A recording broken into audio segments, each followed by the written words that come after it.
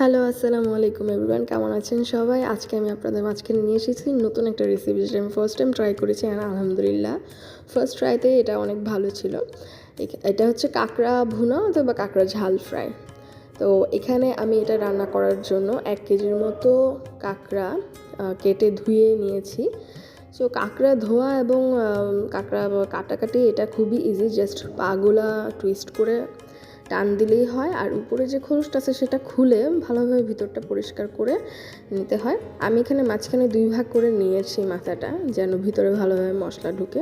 পাগুলো ওইভাবেই 2 ভাগ করে নিয়েছি যেন রান্নার পরে খেতে সুবিধা হয়। আচ্ছা, যাই হোক, তো এখানে আমরা এরকমভাবে কেটে ধুয়ে নিয়েছি। চলুন রান্নাতে চলে যাই। এখানে আমি 5-6টা কাঁচামরিচ ব্লেন্ড করে নিয়েছি, কিছু পেঁয়াজ ব্লেন্ড করে নিয়েছি এবং এখানে 2টা টমেটো কুচি করে কেটে নিয়েছি। আপনারা ঝাল নিজের প্রেফারেন্স মতো দিতে পারেন। আমি একটু বেশি ঝাল পছন্দ করি, তাই একটু মরিচটা বেশি ইউজ করেছি। এখানে কড়াইটা গরম করে আমি পরিমাণ মতো তেল দিয়ে দিয়েছি। তেলটা গরম হওয়ার পর এখানে আমি একটু শাহি জিরা ইউজ করেছি। এটা টোটালি অপশনাল, এটা আপনি চাইলে ইউজ নাও করতে পারেন। আমার কাছে ছিল তাই আমি ইউজ করেছি। এটা ইউজ করলে খুব ভালো একটা স্মেল আসে। আচ্ছা, এখানে আমি আমার ব্লেন্ড করে রাখা পেঁয়াজটা দিয়ে দিয়েছি। একটু খেয়াল রাখবেন, পেঁয়াজটা যেহেতু ব্লেন্ড করা, সো এটা একটু তেলে দিলে হুট করে এরকম ঝাঁঝ হয়ে উঠবে। যাই হোক, এটা দেওয়ার পরই আমি এখানে নেড়ে দিচ্ছি। নেড়ে দেওয়ার পরে পেঁয়াজের কালারটা যখন কিছু টাইম পরও চেঞ্জ হয়ে যাবে, মানে পেঁয়াজের কাঁচা ভাবটা চলে যাবে, তখন এখানে আমি 2 চা চামচ পরিমাণ আদা রসুন বাটা একই সাথে দিয়ে দিব।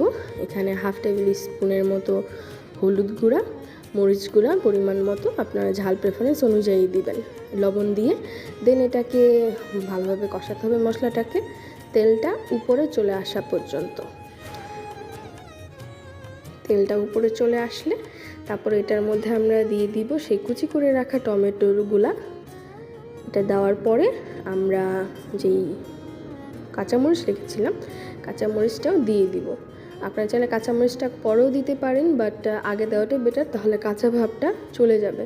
এখানে সব দেওয়ার পরে আমি ভালোভাবে নেড়ে দিচ্ছি।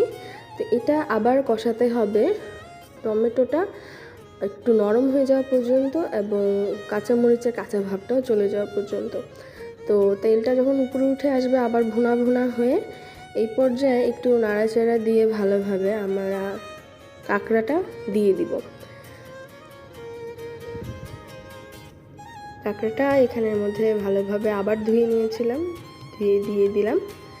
দিয়ে এটাকে ভালোভাবে নেড়ে চেড়ে দিতে হবে।